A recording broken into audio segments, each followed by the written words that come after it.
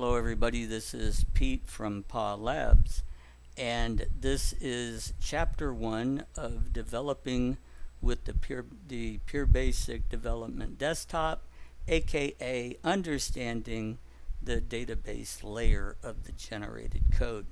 Now, here's the application that I've built, and this chapters 1 and 2 are done. I will probably release chapter 2's video tomorrow, having filmed it later on this morning. So looking at chapter 1, we're going to do a quick overview. So here's the quick overview. Chapter 1's not going to do a whole lot other than to introduce you to this software and show you what the ideas are. When you click the chapter 1 button, it brings up chapter 1's main screen and will display the collectibles screen. Now, we're not going to build the collectibles screen. It's just an introduction to show you how easy it is. Once you've generated the code, you can come back to your calling application and put the code in. So, everything is pretty much named straightforward in the application.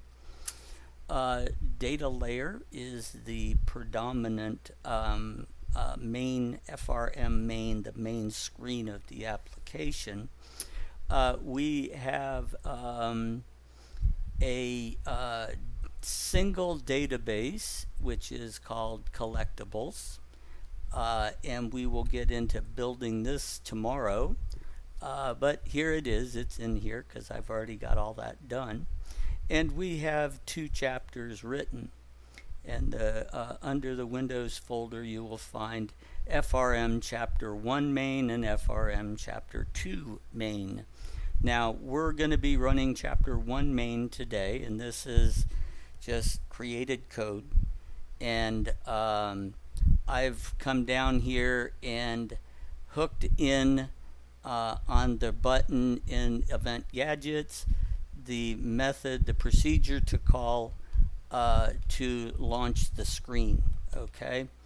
And you can hold the left or hold the control key down and double click this, and it'll jump you straight to the procedure inside FRM collectibles, which is the collectibles list set screen.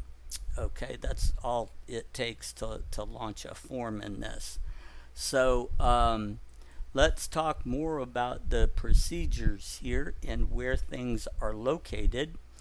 What I need to do is say, okay, this is pretty much any kind of app that you would ever build. Oops, you're going to have this enumeration in here. I ran into a problem earlier. You can delete that. It's not used. Evidently I left it in. I forgot to delete it. So go ahead and delete that. Inside the data layer, you can see how things are all shaping up. We have the load of the constants in the windows. We have static list icon helper. We have the database collectibles that's in here. And we have the collectibles form in chapter 1 and 2. As you scroll down, you can see I'm populating that screen and then presenting it and then tying in the various calls to go to the various places. Feel free, poke around, go dive into chapter 2.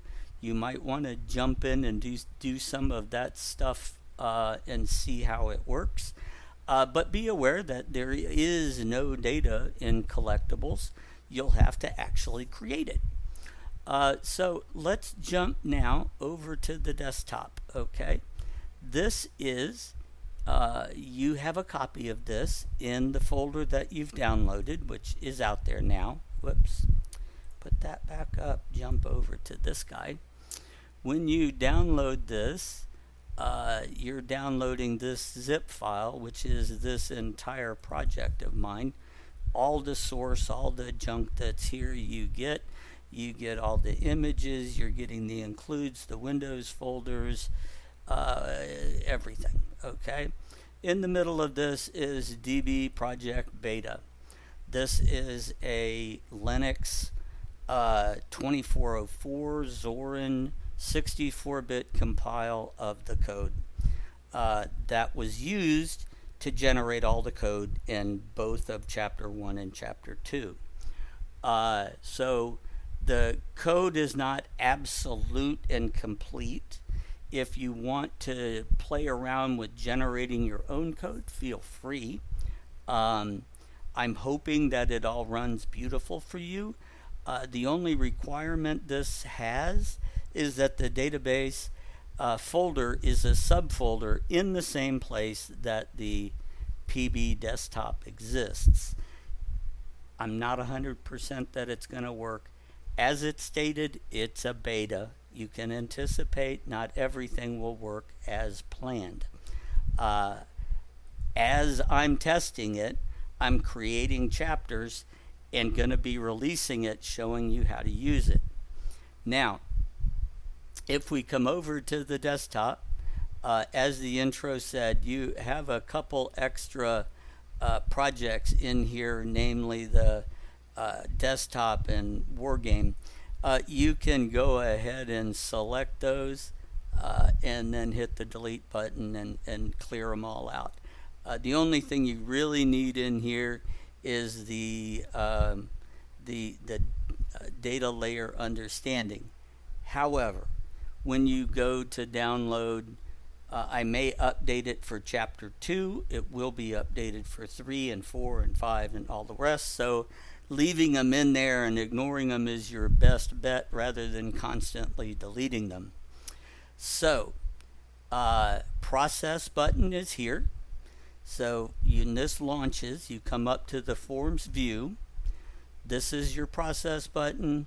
This will generate your control loop for the selected form. So we can come out here. It's copied onto the clipboard, and that's all I did to generate the database layer control loop that I pasted in down here. All right. So if you want to go try and create a new project folder, bring it in and start playing with this and duplicating your own and creating your own version of this and seeing what all has changed. I've tried to put lots of comments in here identifying what things are. Let's go look at Chapter 1 is a good example. We can, did I regenerate? Hopefully I didn't regenerate all this and lose all my comments. I probably did. I didn't regenerate you. I don't know. Depending on who you're looking at, you should, I hope, see. God, I hope I didn't step all over them. Oh well. If I did, I did. Chapter 2's got a lot more because Chapter 1 doesn't do anything other than present the form. So Chapter 2, you know where there's a lot of them, is going to be in the collectibles. So I used a fix me so it stands out and kind of slaps you in the collectibles. And this is a hot wire for having multiple parents and dealing with a form that is called and loaded with different data from two different parents and still have it be subservient to the parent. This is kind of a sneaky, I wouldn't say kludgy, I think it's pretty slick. There's comments throughout telling you where you got to disable the parent, not a form name. You've got to share the parent variable in, and then way down here at the bottom on the close procedure, you get to bring the parent in again and reactivate the parent, regardless of what the parent is. So we have those. Inside here, you have the load of the combo boxes. If I go ahead and run this, you can see in Chapter 2, we'll be getting into this in depth on the next lecture or video. And if you want to poke around and play, like I said, go for it. You can't hurt anything. You can just re-download the code if it crashes or freaks out. That's the overview of what we're doing and how to go about doing it. The other major thing that I need to explain in this video, because I'm going to gloss over it, grease lightning in the next one, is templates. And I don't think I've ever mentioned templates in a video before, but they are an integral part of the development using the desktop here. Templates are a faux, if you will, if you understand the expression, a fake database table. It doesn't have a database table. It's a form that holds to the same thinking and coding practices as all the other forms that have database tables, except it doesn't have a database table. Okay, it doesn't have a create or a modify or a delete or really do much of anything, but it lets your code stay the same across your entire application. So what is a template? Let's go ahead and bring one of these up. A template has a name, it does not have a database, and it has forms. It might have a parent form. It definitely has a form for the actual template itself. You can build one just by hitting build template and just not save this. I mean, that's not much work to create a template. But a template gives you the same structure for a form that really does nothing with the database. It serves up other tables. The example of this is the chapter mains, okay? The chapter mains are all they are is a screen, okay? They're just giving you information. Yes, they have some controls and they call things that do stuff in the database, but that form itself is nothing but a way to present and close a window and still stay confined and inside this structure of how this works. If we come over here and we look at chapter 1, for instance, the only thing that's actually in here, if I collapse all the major sections down, you have a whole whopping 2 procedures.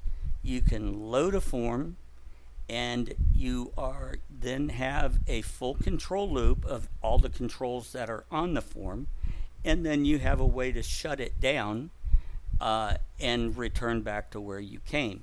In this instance, we're building these to do the individual chapter screens inside the main program, which is FRM main, which is the initial screen that you see.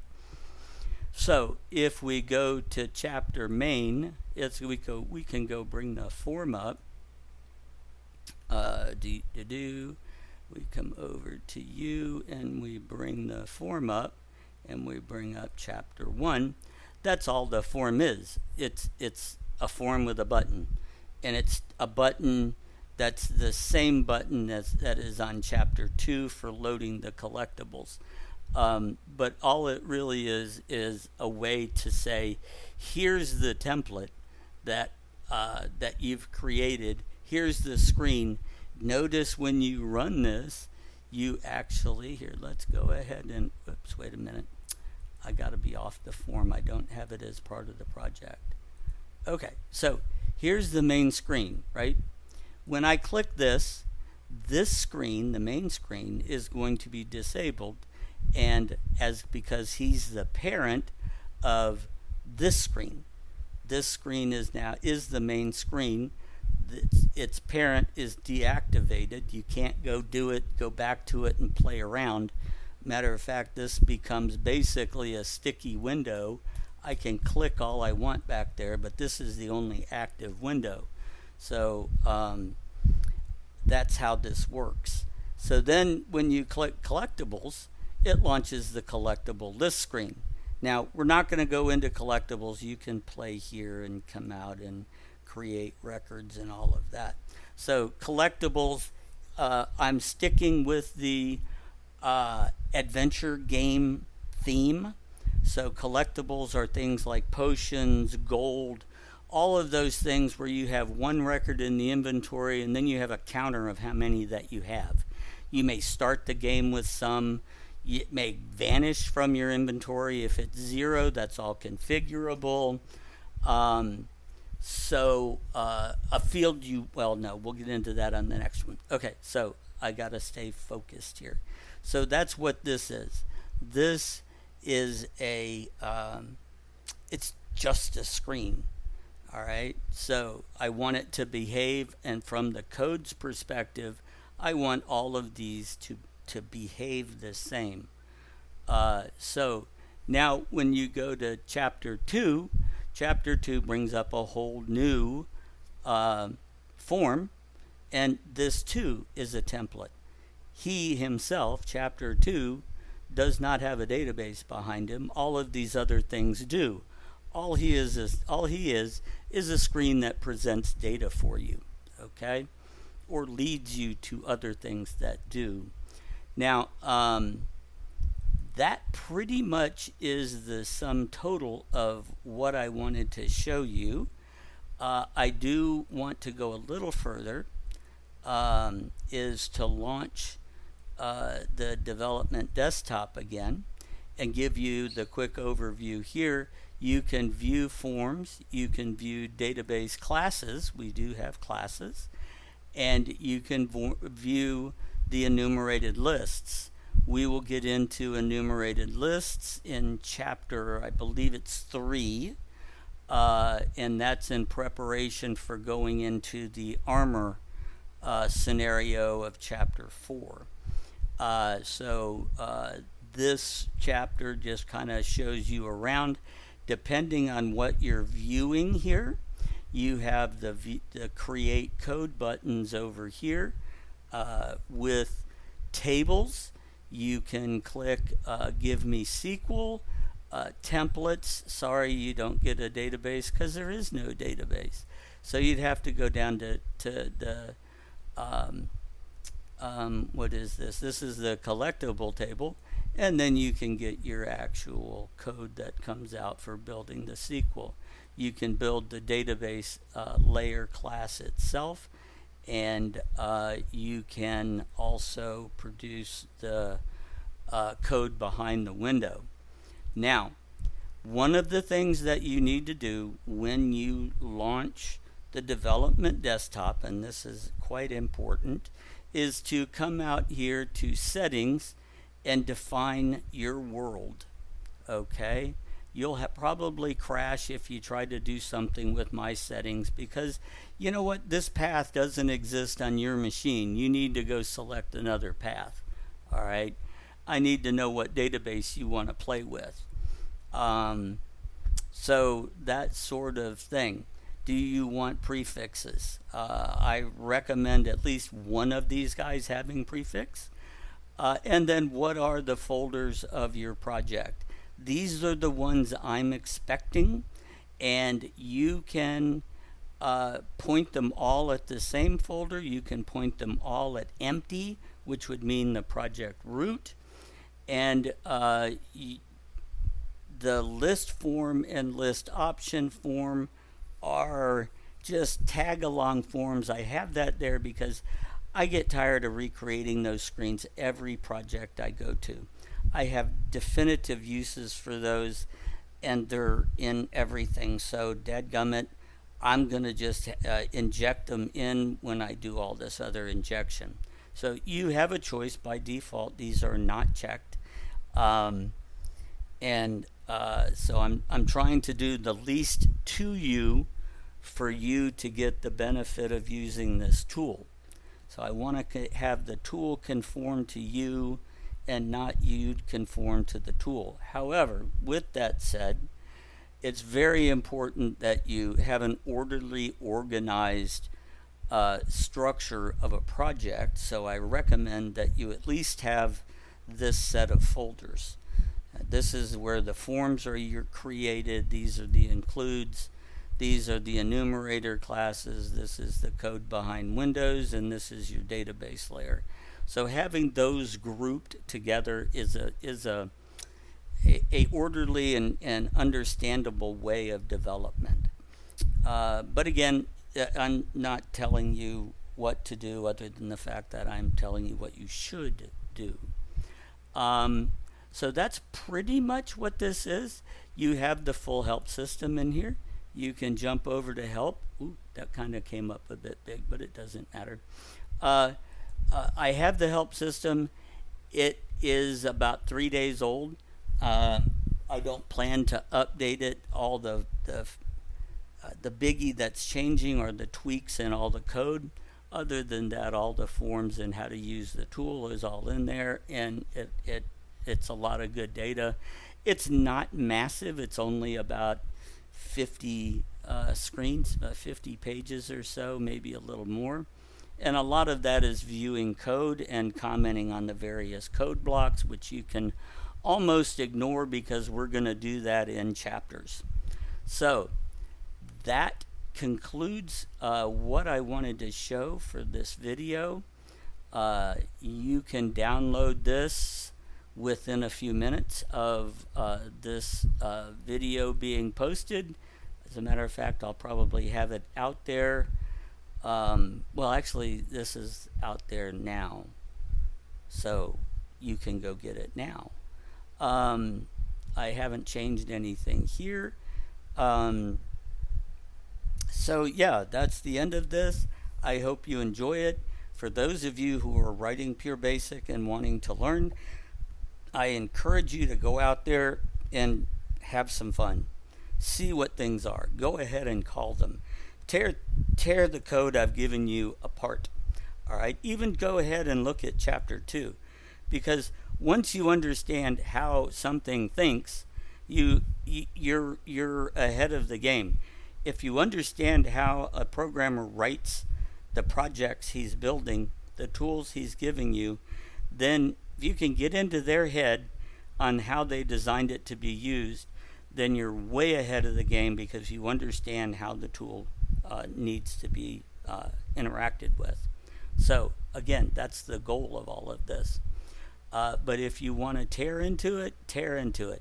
You can screw it all up and destroy it and generate code over top of the code that's there and break it, and lo and behold, just go download it again and put it back in there and do it again.